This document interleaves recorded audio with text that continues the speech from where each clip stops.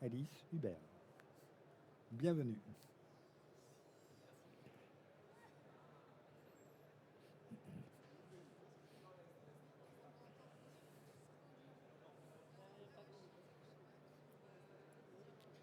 On va démarrer.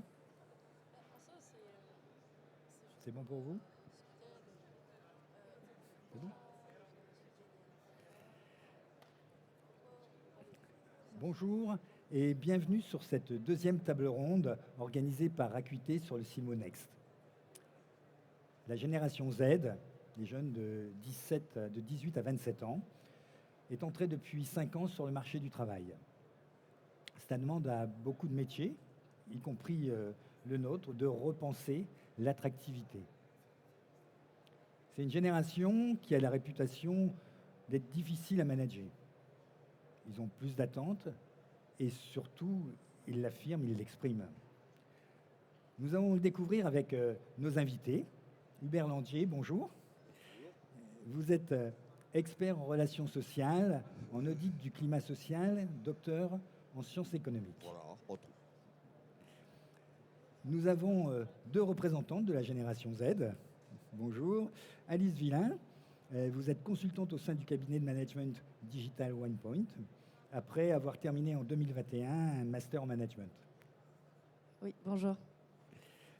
Julie Béalu, vous êtes étudiante en alternance, deuxième année à l'ISO Paris, passionnée par le métier d'optique et depuis votre plus jeune âge. C'est ça, exactement. Bienvenue. Et enfin, un représentant de la génération Y, Antoine Cramé. Vous êtes opticien et directeur opérationnel et RH dans l'enseigne Iris Optique, qui a 8 magasins dans le Nord. C'est ça, bonjour. Merci à tous. Donc, Hubert, vous avez écrit beaucoup sur la génération Z. On pourrait considérer et imaginer que vous êtes même un passionné de cette génération Z. Et on dit qu'elle est différente. Alors, apportez-nous votre éclairage, aidez-nous à mieux la comprendre. D'abord, je crois que la génération Z, elle n'existe pas, tout simplement.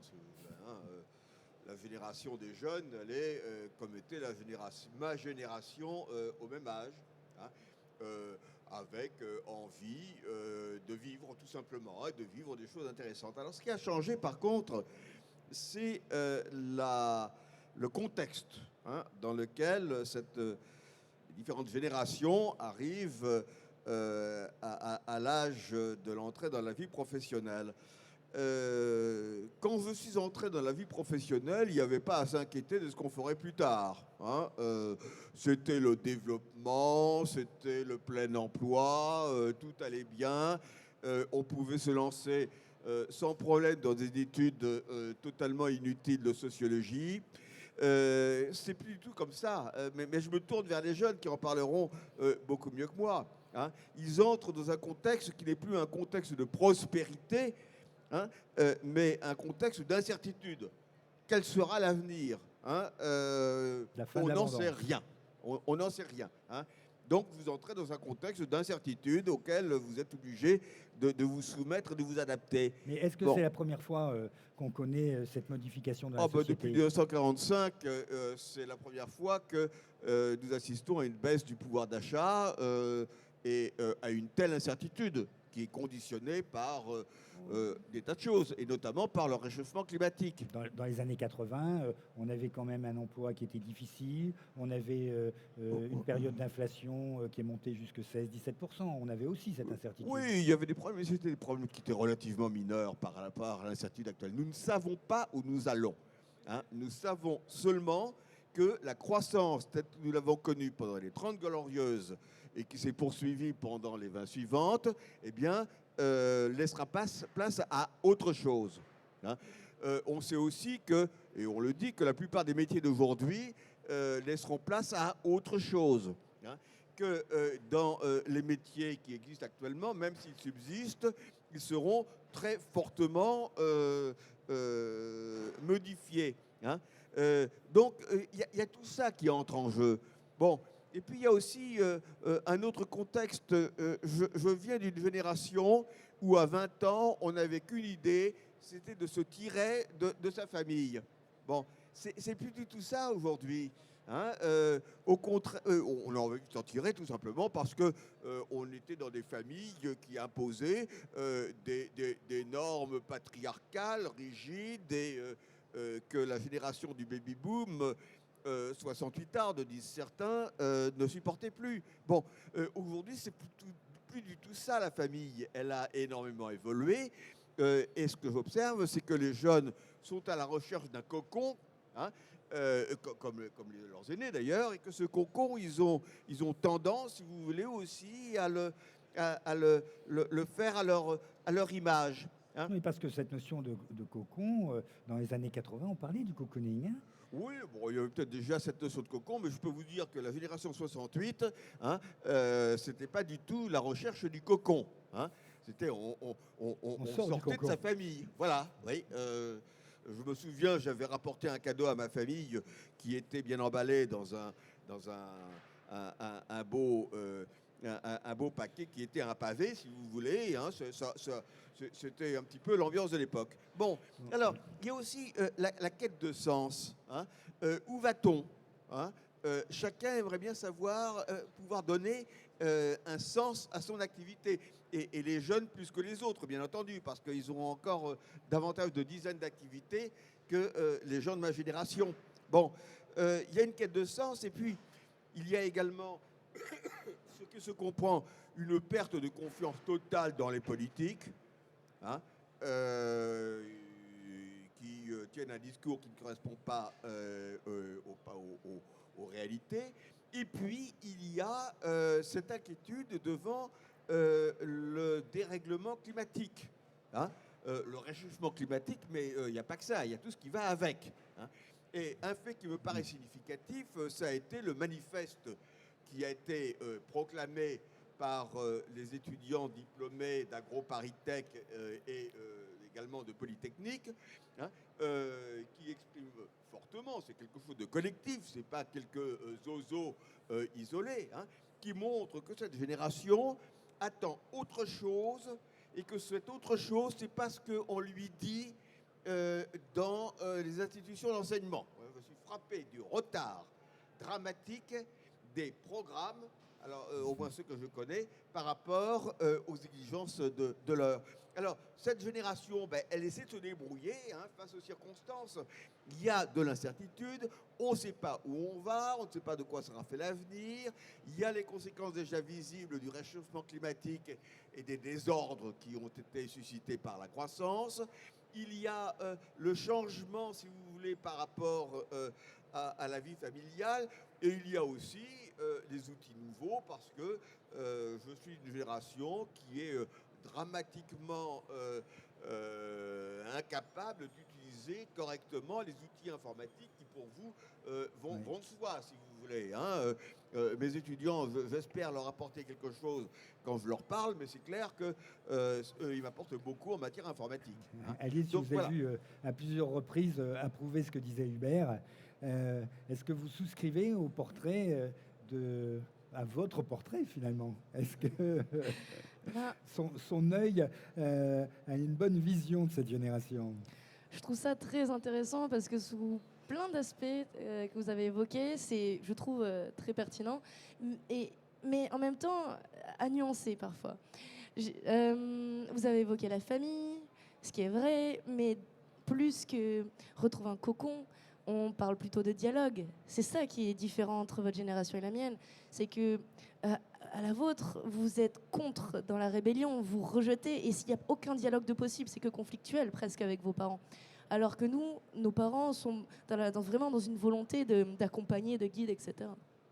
Ensuite, vous parlez de la quête de sens. Alors ça, pour moi, c'est très intéressant. Et j'évoquerai le manifeste du réveil écologique. Ça, c'est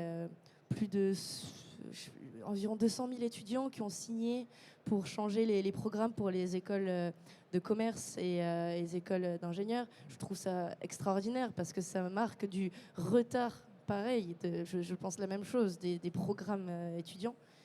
Et vous avez mentionné ensuite cette volonté d'avoir du sens. Absolument. Quand on est face dans une génération qui est caractérisée par comment dire, les caractéristiques de notre génération, on va dire, sont comment dire, c'est-à-dire que tout ce que vous dites est vrai, et donc on pourrait dire qu'on pourrait caractériser toutes les générations comme la précédente, c'est-à-dire, voilà, c'est une génération qui se cherche, et nous, on cherche à la comprendre, comme chaque génération depuis 1945. Mais on va dire que le contexte fait que c'est différent, c'est ce que vous dites. Mais quelles sont les caractéristiques propres à la génération Z qui font qu'elle existe? Et c'est pour ça que je ne suis pas d'accord avec vous. C'est qu'en fait, nous avons des enjeux économiques, comme vous le mentionnez, c'est-à-dire qu'on a des murs partout autour de nous, nous n'avons pas de pouvoir d'achat, nous sommes la première génération à savoir qu'elle vivra moins bien que ses aînés. Un contexte écologique, environnemental. Nous devons être responsables, nous n'avons pas le choix. C'est la fin de l'abondance. On va devoir faire avec ce qu'on a maintenant et plus inventer de nouvelles choses. Et ensuite digital. Et c'est ça aussi qui font que notre génération Z, est différente. C'est qu'il y a des conséquences neuropsychologiques, des comportements qui sont différents, qui sont dus justement au fait que nous sommes nés avec le digital. En fait, j'entends que vous êtes plus acteur de la vie et de votre vie, en ayant du sens, et puis par rapport aux enjeux politiques, sociétaux, planétaires et écologiques. Julie, est-ce que vous avez cette approche également comme Alice? Là, effectivement, pour l'instant, on n'est que acteur, parce que vis-à-vis de l'environnement, ce genre de choses-là, on est encore à une trop petite échelle pour changer quoi que ce soit.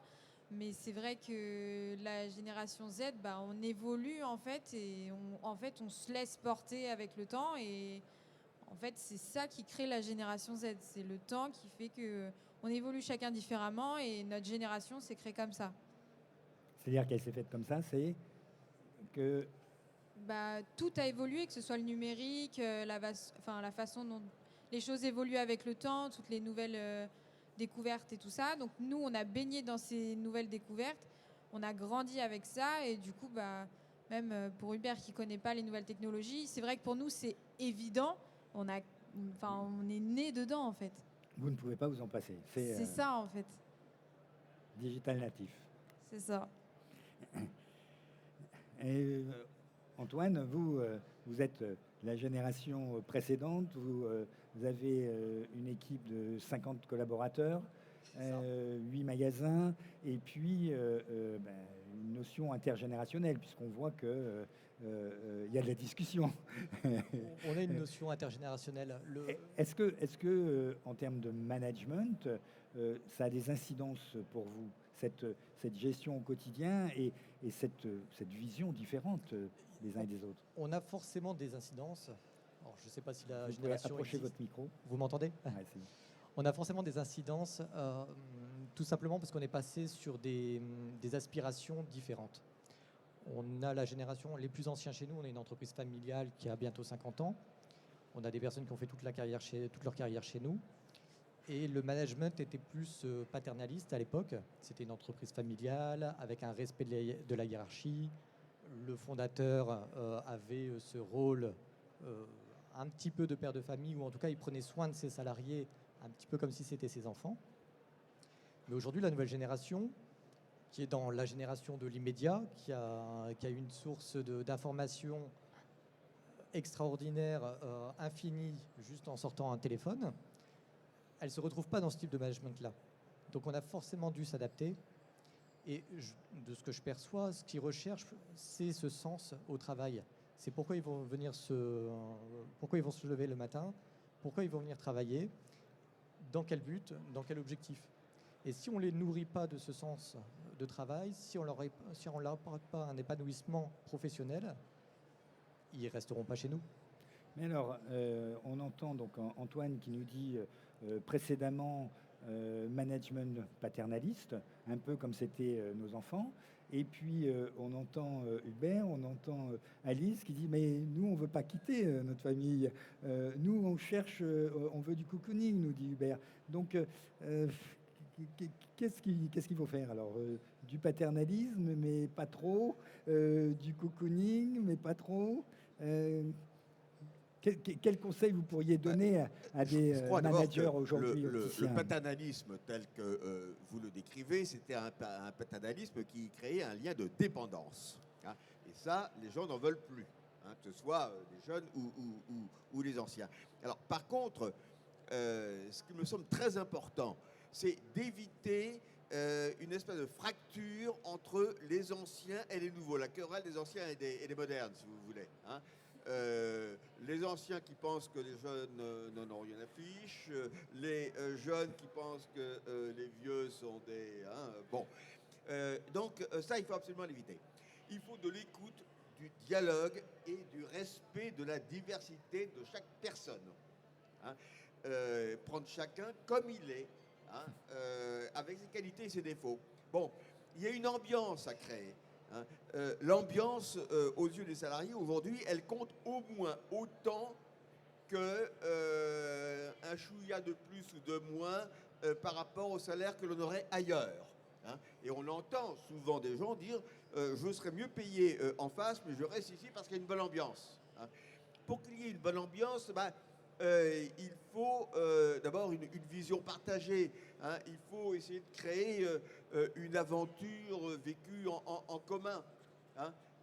Qu'il y ait des challenges en commun et qu'ils ne se situent pas seulement sur le plan commercial. Hein. Ça n'est qu'une dimension du problème. Et puis, il faut créer des occasions de convivialité, d'écoute, de partage. Hein, que ce soit la pizza partagée à midi ou que ce soit une fois par an le séminaire un petit peu sympa et exceptionnel auquel chacun aura contribué.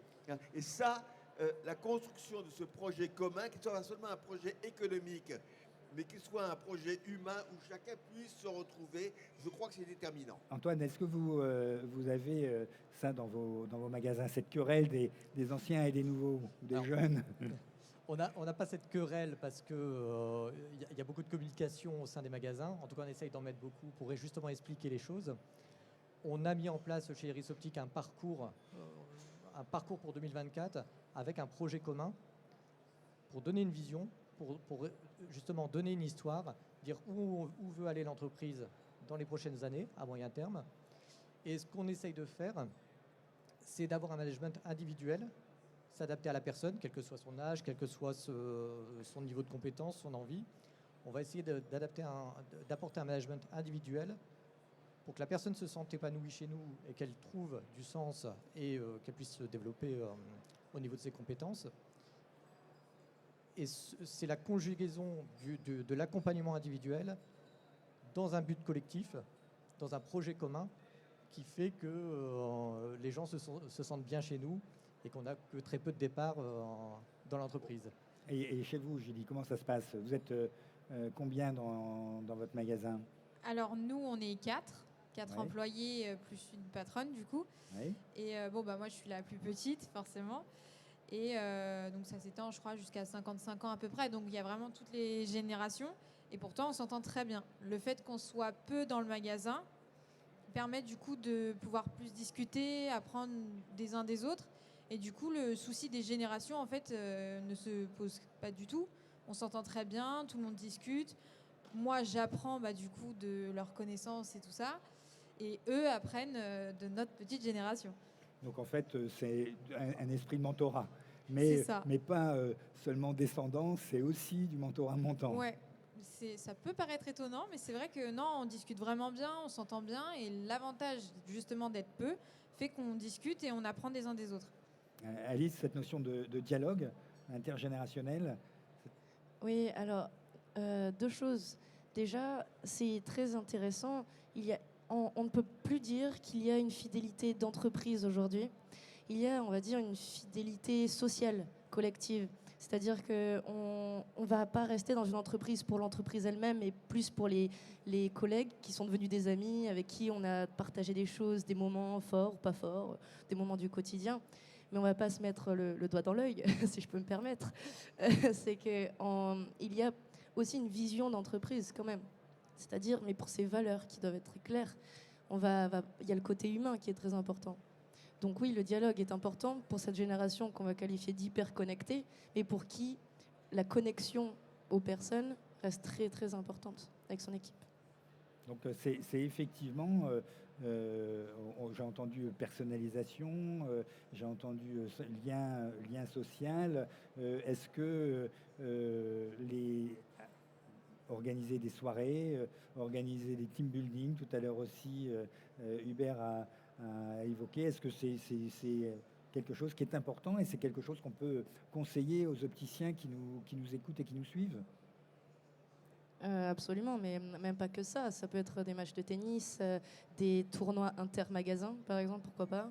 Ça peut être aller faire je sais pas, quelqu'un qui va faire le marché et qui apporte des tomates de saison. Ça peut être n'importe quoi qui sorte. Donc en fait, on entend dire que les jeunes aujourd'hui n'ont pas envie de travailler, ne veulent plus travailler.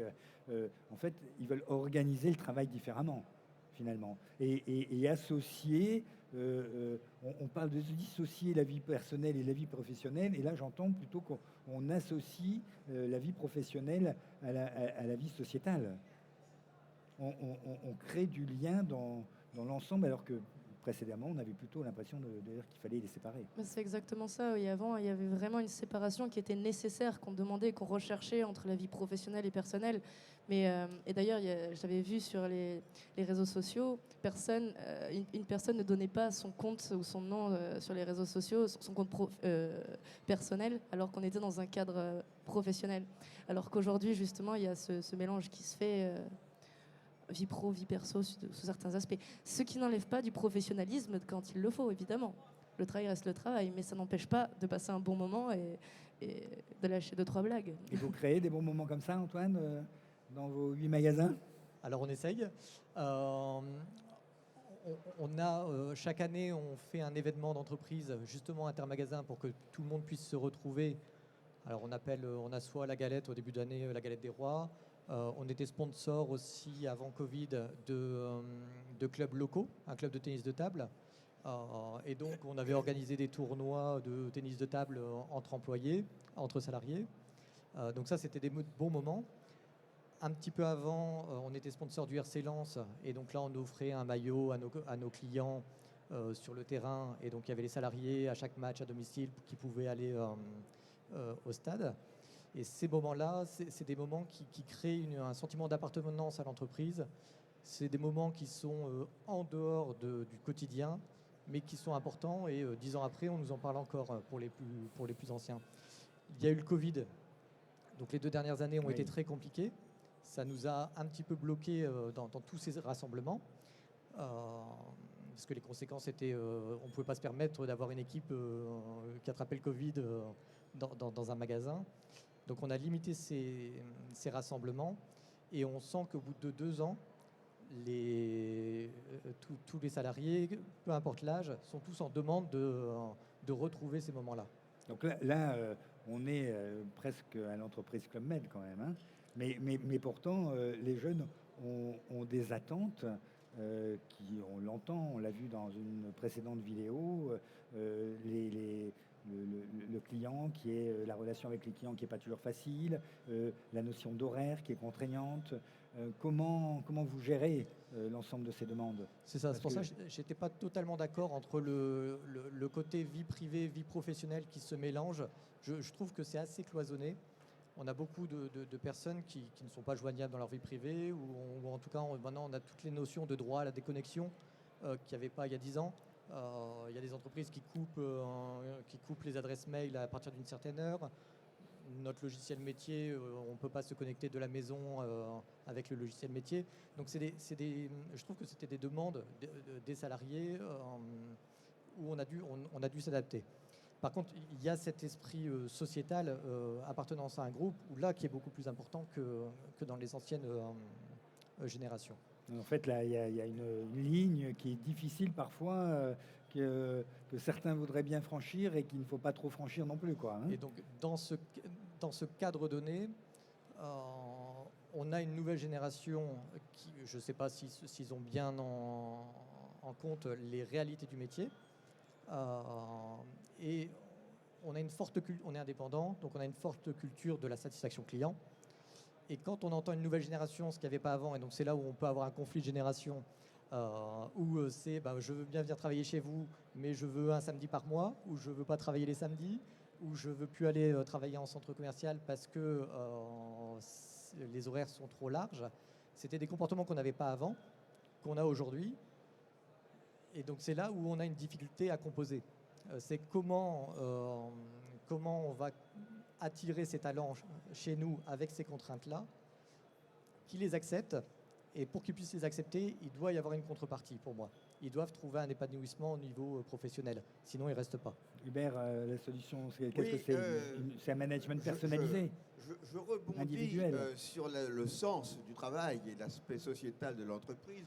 Je vous pose une question, vous avez certainement dans votre entreprise un certain nombre, dans vos stocks, un certain nombre de montures invendables qui vous encombrent, hein, et puis même des verres invendables. Bon, vous avez peut-être un petit peu de temps disponible de votre côté.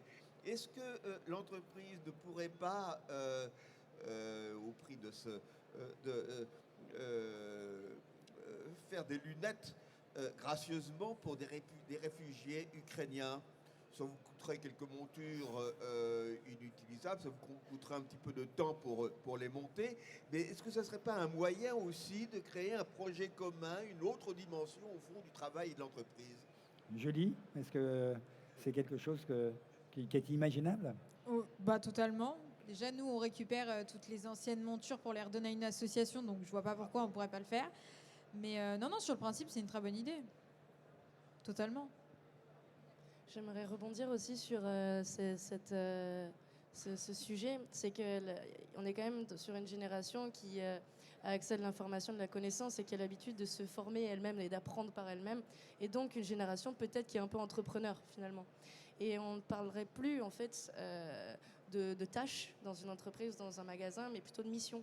Et donc, par exemple, créer ce qu'on pourrait appeler des task force, tu vois, comme avoir un projet. Toi, tu travaillerais, par exemple, avec une ou deux autres personnes avec toi. Ça serait du travail qu'on pourrait qualifier d'interne, une mission interne. Donc, il y a ces tâches pour les clients, mais il y a cette tâche pour développer le magasin en tant que tel.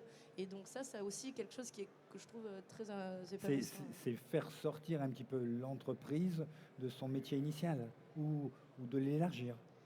C'est ça, c'est-à-dire qu'il y a des tâches métiers, mais il y a des tâches de transformation, puisqu'en fait, la société évolue tous les jours. Donc pourquoi le magasin n'évoluerait-il pas tous les jours non plus? Antoine, Alors on a mis cette idée. On a mis ça en place chez nous. Alors, nous, on appelle ça des groupes de travail avec des tâches ou des missions transversales.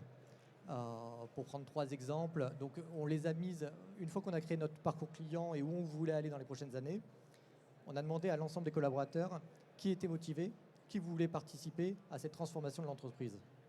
Et le fait que ça vienne du plus grand nombre, c'est forcément plus accepté, parce qu'ils se l'accaparent, ils se l'approprient, et ils le partagent, ils le portent et ils le partagent auprès des autres collègues qui ne se sont pas inscrits. On a des missions, là on travaille sur un groupe, c'est comment intégrer nos nouveaux collaborateurs dans l'entreprise. Et je discutais de ça la semaine dernière avec une ancienne collègue qui a plusieurs années dans l'entreprise. Et je lui ai dit, écoutez, on va mettre en place une welcome box avec un livret d'accueil qu'on est en train d'écrire. On va mettre en place un parrain, comme ça chaque nouveau collaborateur aura un parrain pour rentrer dans l'entreprise et l'accompagner. Un mug personnalisé, et donc des choses qui tournent autour de la RSE. Et la première réaction de cette personne un peu plus ancienne, c'est à quoi ça sert? J'ai jamais eu ça, pourquoi on le ferait aujourd'hui? Et donc c'est là où on a cette fracture intergénérationnelle. Mais le fait de l'expliquer, on s'est arrêté, on l'a expliqué, on a pris un peu de hauteur. Et juste, voilà, le temps passé à expliquer, d'accord, je comprends mieux maintenant pourquoi on le fait. Et c'est vrai que ça manquait, parce qu'on avait des faiblesses et on va corriger ces faiblesses. Et ce travail-là, typiquement, c'est 4 personnes qui sont dans ce groupe-là. Ça commence, le plus jeune, il a 30 ans, et la plus ancienne, elle a la cinquantaine. Et donc, c'est 4 personnes intergénérationnelles qui travaillent sur cette transformation d'entreprise. Donc voilà, on a une petite dizaine de sujets comme ça là sur le feu. Et on essaye de transformer l'entreprise, de se mettre au niveau des enjeux de la société et des attentes des nouveaux collaborateurs. J'ai le sentiment que vous avez fait déjà un gros travail au niveau de votre entreprise. Hubert, en tant qu'expert en audit social, que pensez-vous des initiatives d'Antoine? Tout à fait. Simplement, ce que je voudrais ajouter, c'est que il peut arriver un moment où un collaborateur qui s'est développé grâce à tout ce que vous faites, hein, qui vraiment a accumulé du savoir professionnel et des compétences, des soft skills, hein, peut-être qu'il commencera à tourner en rond et qu'il y a un moment où il faut accepter qu'il s'en aille et peut-être même l'aider à partir et à entamer une nouvelle aventure.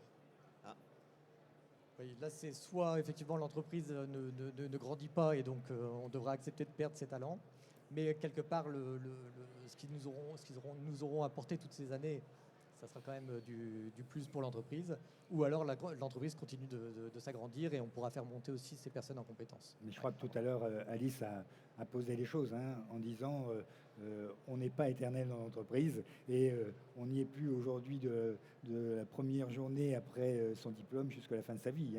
Je crois que vous avez dit qu'effectivement, il faut l'accepter, ce changement. Oui, c'est vrai que les choses évoluent et on a du mal à se voir dans une entreprise plus de 3, 4 ans, ça paraît beaucoup. Mais alors, la question c'est, s'il y a ce risque de perdre ses talents, alors comment répondre à ce risque de manière le plus efficace possible? On va accepter qu'ils s'en aillent, très bien, on va leur donner le maximum et profiter du maximum de temps qu'on a ensemble, les former, leur donner plein de choses et nous en tirer un maximum aussi, comme vous le dites. Mais alors, pour limiter l'impact que ça aura sur l'entreprise, c'est peut-être changer ou améliorer les processus de recrutement derrière. Comment accélérer le fait qu'un nouveau talent soit opérationnel, faire en sorte que le talent arrive à vitesse de croisière le plus rapidement possible et qu'ensuite les transitions soient légères. C'est ça peut-être les nouvelles questions à se poser. Vous, dans votre entreprise, je crois que vous êtes impliqué directement par rapport aux objectifs, où on vous a impliqué en disant, bon, qu'est-ce qui est bien pour toi et qu'est-ce qui est bien pour l'entreprise. Exactement. Mais c'est carrément le principe même du fonctionnement de l'entreprise. C'est que tout employé doit participer à l'évolution de son entreprise. C'est-à-dire que les initiatives partent en fait à chaque fois en bas, et ce qui est assez nouveau. Peut-être qu'on pourrait dire que l'administration a délégué totalement ces décisions tout en bas, mais en fait, ça donne une dimension d'autonomie, de liberté et de propositions qui sont intéressantes. Ouais. Hubert, vous vouliez prendre la parole depuis tout à l'heure. Oui, simplement, ça rejoint une vieille idée qui est l'idée de participation, qui n'est pas seulement une participation aux résultats, comme on l'y a un peu réduit, mais également une participation au travail dans la vie de tous les jours. Voilà, c'est la prise en compte de ce que chacun des salariés a à dire de positif pour l'amélioration de l'action menée en commun. En fait, donc, c'est être actif, être acteur. Tout à l'heure, on l'a entendu, je le disais, c'est véritablement participer à la vie. Peut-être que c'est une volonté d'une personne pour égater, mais c'est-à-dire qu'aujourd'hui, son travail, on ne le subit plus. On a vraiment envie de participer à quelque chose, à un projet, à une mission, etc. Et on ne veut pas que ce soit un moment de sacrifice et qu'on rentre chez nous vidé pour ensuite faire suivre notre vie, quoi. On a vraiment envie. Et en plus, on a des choses à donner. On a plein d'envie de... Mais c'est ce que nous disait Julie, d'ailleurs, tout à l'heure, en disant c'était pas seulement du descendant et qui avait aussi... elle apportait quelque chose. Et vous, Julie, comment vous le vivez à l'intérieur de l'entreprise, puisque vous êtes encore étudiante et vous êtes aussi dans la vie professionnelle. Donc, est-ce que vous avez l'impression ou est-ce que vous avez envie de participer activement à cette vie d'entreprise? Oui, bah, tout à fait. Il faut participer, il faut donner son avis. C'est vrai que moi, je suis nouvelle dans l'entreprise, donc je vais voir des petites choses que eux vont peut-être pas avoir vues avant. Et après, on évolue, on change ou on laisse comme ça. Mais c'est vrai que c'est plus sympa, on se sent concerné quand on nous donne des missions à faire, on nous dit bah tiens, essaye de regarder comment on peut évoluer ça, on se sent utile et ça donne envie de travailler plutôt que de se lever le matin en se disant bah je vais faire la même chose pendant 8 heures et rentrer chez moi comme si c'était rien passé. Oui. C'est mieux d'avoir des missions pour avoir un but dans la journée, quoi. C'est ça, on l'entend parfois effectivement dans certains magasins où il y a de la routine et ça donne pas envie C'est ça. aux opticiens qui travaillent dans l'entreprise. Et encore, c'est quand même un métier qui touche plusieurs pôles, donc on n'est pas censé s'ennuyer. Il y a plein de choses différentes à faire au cours de la journée. Mais c'est vrai que si on ne se donne pas l'objectif de trouver des choses différentes à faire par jour, c'est vrai que ça peut être long. On va profiter de cette notion d'optimisme que vous nous envoyez, Julie, et avec ce grand sourire. Je vais demander à chacun d'entre vous un mot pour conclure sur cette génération Z et les projets qu'elle peut avoir. Qui veut se lancer? Bon, Alice, je peux allez-y. me lancer pour un dernier mot. Moi, je pense que juste le fait que je sois là aujourd'hui pour discuter, c'est déjà assez nouveau de pouvoir donner la parole à des jeunes de la génération Z, d'avoir des personnes qui sont prêtes à écouter, à faire du changement. Pour moi, c'est vraiment top. Hubert? Une anecdote, une étudiante cette année, au premier cours, quand je fais un tour de table sur ce que chacune attend du cours, la réponse a été ne pas m'ennuyer. Non, c'est vrai que la génération Z, on n'est pas que connecté. On peut aussi penser autre que écran et tout ça et vraiment s'intéresser à beaucoup de choses. Vous pouvez être connecté aux autres, hein, c'est ce C'est que j'ai ça. entendu Bah, là, aussi, pour hein. le coup, oui. Antoine? Le mot, c'est, je pense, pour les entreprises dans l'optique, et en général, c'est si on ne change pas, on n'attirera pas ces nouveaux talents, on n'attirera pas les jeunes. Et si on change radicalement, on va perdre les anciens. Donc tout est dans le dosage, tout est dans le projet collectif, et tout est dans le parcours individuel. Écoutez, je vous remercie. Je vous remercie de cet échange et de la richesse de cet échange intergénérationnel en co-construction. Donc je pense qu'on avance tous dans le bon sens et merci encore.